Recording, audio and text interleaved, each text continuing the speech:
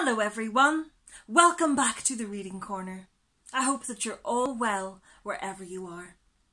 Are you all ready for another brilliant book today? Fantastic. Then let's begin. Today's book is Home to Medicine Mountain by Chiori Santiago with illustrations by Judith Lowry.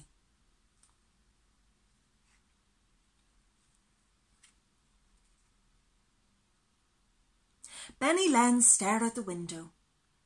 He listened to the train's wheels singing a sad song, mile after mile, carrying him and Stanley away from home.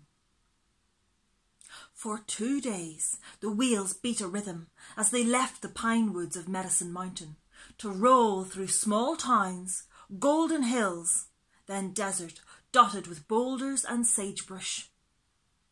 At last, the train stopped in a place as flat and hot as a giant's griddle.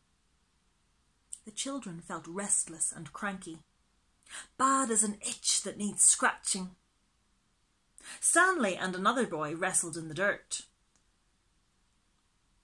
Bennyland stood with the others, waiting.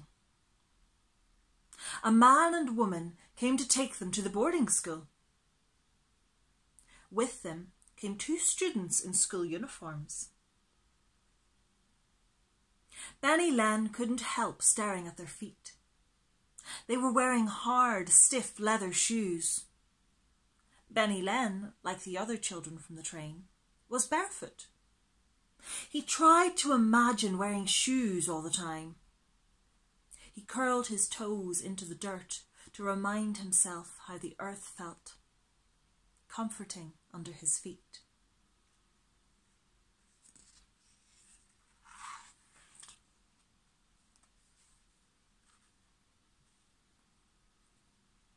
At the school, Bennyland and Stanley were given uniforms and stiff new shoes. Bennyland's feet no longer touched the earth. His uniform was scratchy, not soft like his old overalls. He no longer heard the sounds of Susanville, the music of birds in the pines and wind in the branches.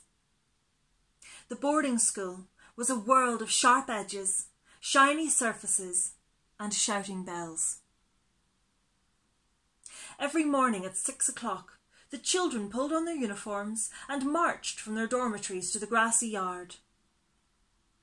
Before, they were Native American children from everywhere, speaking their own languages, wearing clothes their grandmothers made.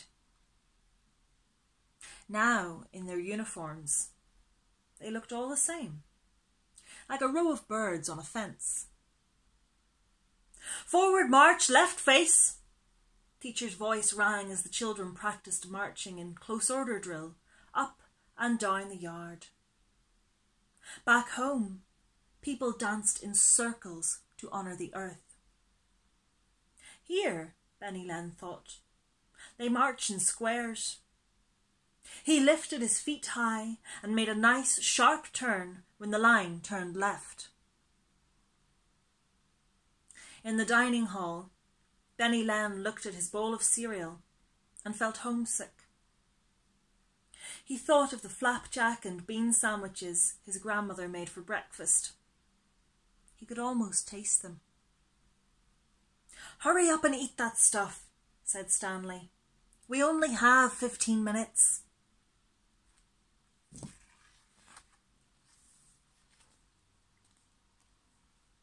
In every classroom, the round eye of a clock stared from the wall, measuring time in neat little lines. Bennyland watched teacher writing lines of words on the blackboard. They reminded him of an army of ants marching in close order drill. Bennyland and Stanley spoke English at home, but other children had to remember not to use their native languages in school. Once in class, Bennyland heard 2 Navajo girls in front of him whispering together. "Speak English," he warned. "If teacher hears you, you'll get it." No talking, young man. Bennyland looked up to see Teacher standing next to him. She held a ruler in one hand. Yes, ma'am, Bennyland nodded. He studied the blackboard. He wished Teacher would tell them their lessons in stories, as his grandmother did. If she were here, she would tell him about the moon who stole the grandchild of Old Frog Woman, and how Old Frog Woman went to rescue the boy from Moon's ice-covered house. Leonard, are you daydreaming again? Teacher sighed. You would be an excellent student, Leonard, if you just paid attention. No softball for you today. You may sweep the dining room instead and think about why you're being punished.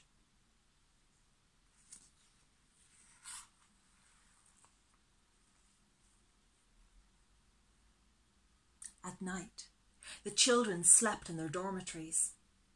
One child in each bed in a long row. Bennyland felt lonely by himself under the blanket. At home, he and Stanley and their cousins piled into one bed, laughing and joking and fighting over the covers.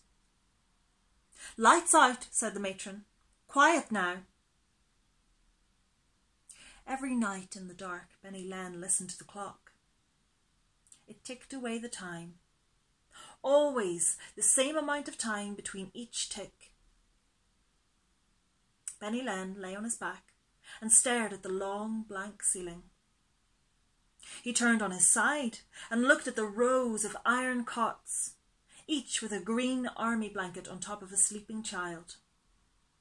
He couldn't sleep. Not far away, he heard one of the little boys crying, making soft sounds like a boiling pot of acorn soup. Shh, you're gonna be okay. Bennyland heard Stanley's voice in the dark. Bit by bit, as Stanley whispered, the other little boy stopped crying and fell asleep. Bennyland felt better too, knowing Stanley wasn't far away. He fell asleep, dreaming of home.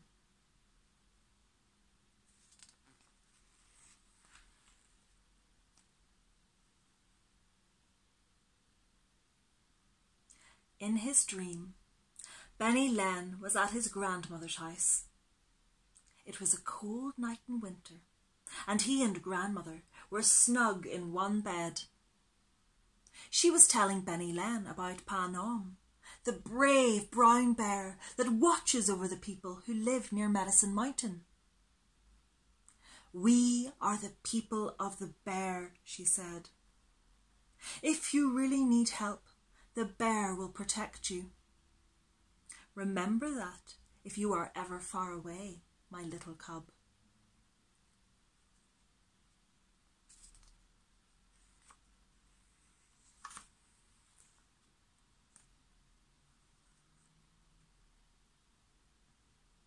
Dreams let Bennyland travel home whenever he wanted.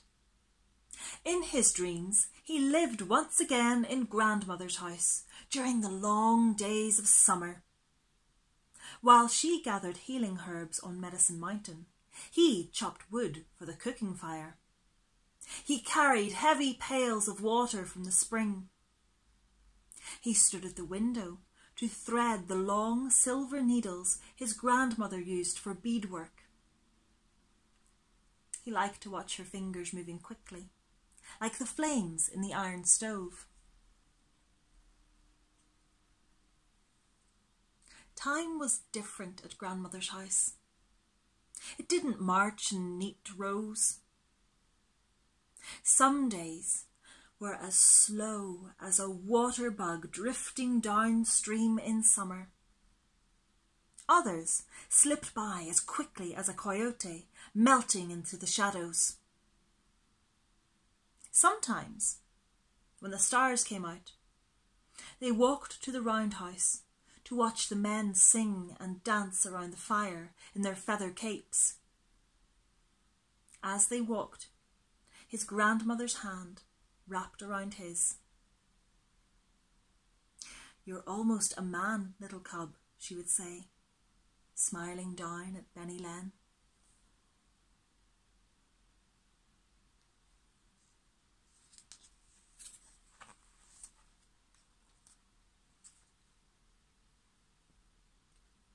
His dreams took him to the bear dance, which happens each year when the bears wake from their winter sleep.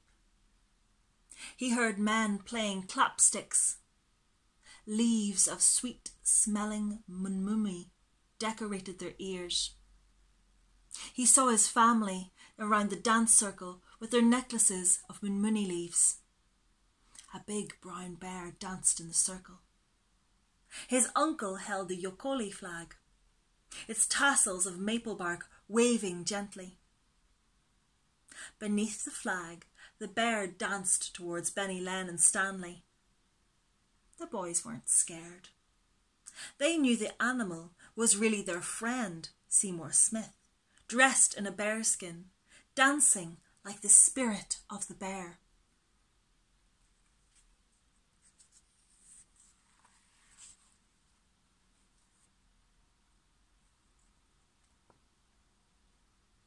Months went by at the boarding school. Bennyland learned to read and to add long rows of numbers. He played on the softball teams with his pals, Tommy Jackson and Woody Napa. He worked hard and he stayed out of trouble. One day, when he and Stanley were raking the yard, Bennyland saw Woody walking to the train stop with a group of friends. Woody waved.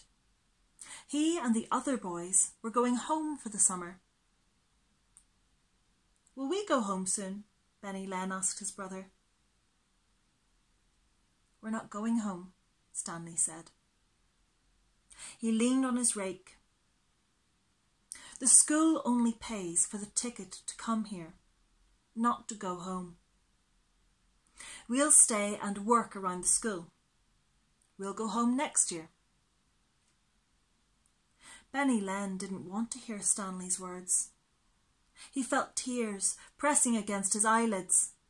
He blinked quickly so the tears wouldn't squeeze out. He felt Stanley looking at him.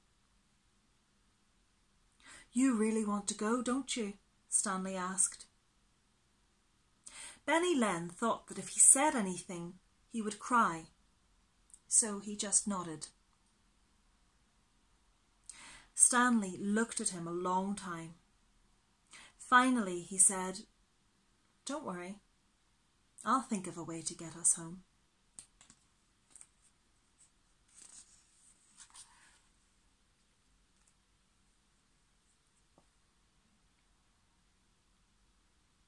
Late that night, Bennyland dreamed of the bear dance. In the middle of the dance, the big brown bear reached out, grabbed Bennyland by the shoulder and shook him. Bennyland laughed. The bear shook harder. Bennyland opened his eyes. There was no bear. It was Stanley trying to wake him up. "Shh, quiet," Stanley whispered. The room was dark. Everyone was asleep. Through the windows, silver light from the full moon washed over the rows of beds. "Quick, get your stuff," said Stanley. "I figured out a way to go home. But we have to get out of here right now."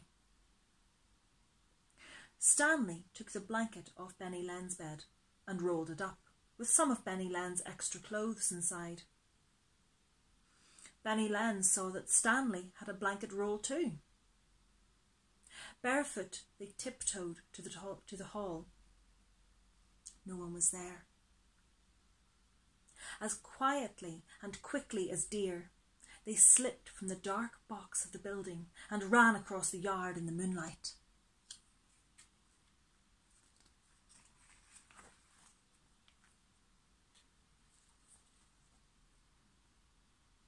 "We're going to ride the rails," Stanley explained when they stopped in the shadows. "That's what people do when they don't have money for a ticket. I've seen them." Stanley looked down at his little brother. "Now, you have to listen well. When I say go, follow me as fast as you can."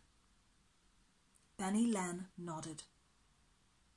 "We're going to climb a ladder all the way to the top of the boxcar. Think you can do that?" "Sure," Bennyland said. At home, he could shimmy up a tree by the time Stanley counted to 10. "A ladder's easy," he said. "Good. You're not scared now, are you?" Stanley asked. "No." Bennyland shook his head, even though he was scared. A little. The moon looked down as the boys ran toward the midnight train. Bennyland's heart pounded like 100 clapsticks in his ears. They waited until the watchman passed by. Then, one behind the other, they climbed the ladder to the top of a boxcar. Bennyland gripped the ladder with his bare toes. His feet felt free without the heavy leather shoes.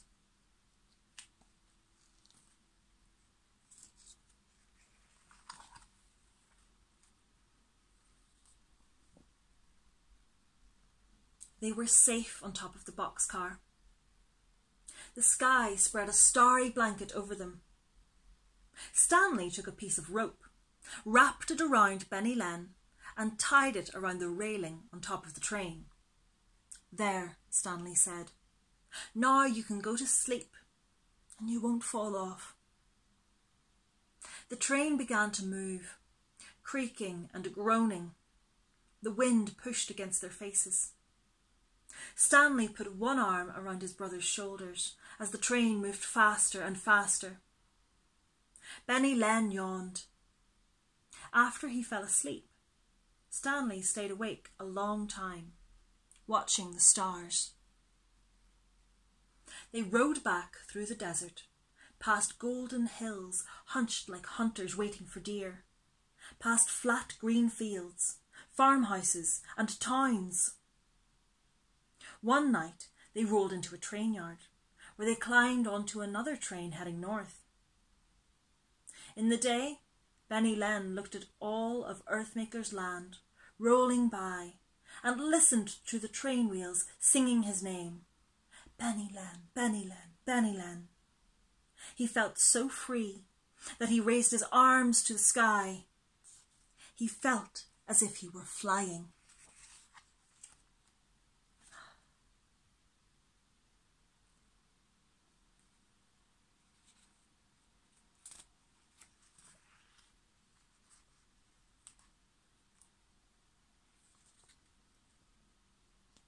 Early in the morning, Stanley woke Bennyland. "Look," he said.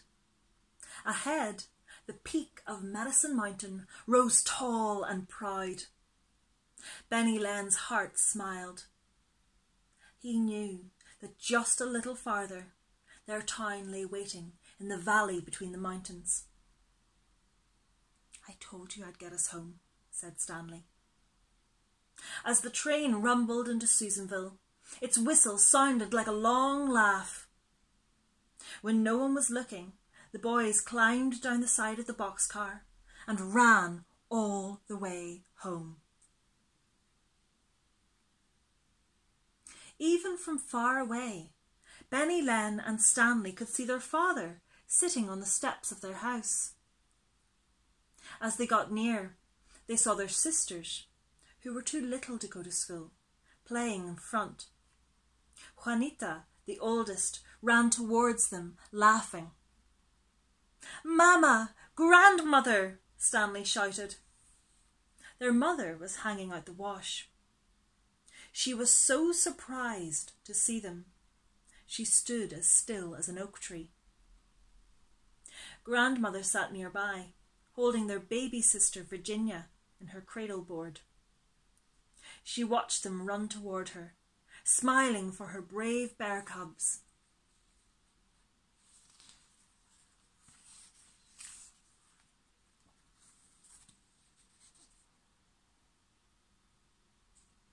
That night, Stanley and Bennyland filled themselves with their mother's good food and the sound of their family's laughter. They listened once again to their grandmother's stories of cleverness and courage. Now Bennyland and Stanley had their own story. They had ridden the rails and seen miles of land between the place where day breaks and the place where the sun goes down. The lessons they learned from the journey would be with them always. For the rest of the summer, and for many years after, Bennyland and Stanley told the story of their adventure on the train. They told it to their children and their grandchildren. Always one of the children would ask, "Did you have to go back to the boarding school?" "Yes," Bennyland or Stanley would answer, remembering. They didn't mind the long journey so much after that. They were sure they would be back for the bear dance every year, because now they knew the way home.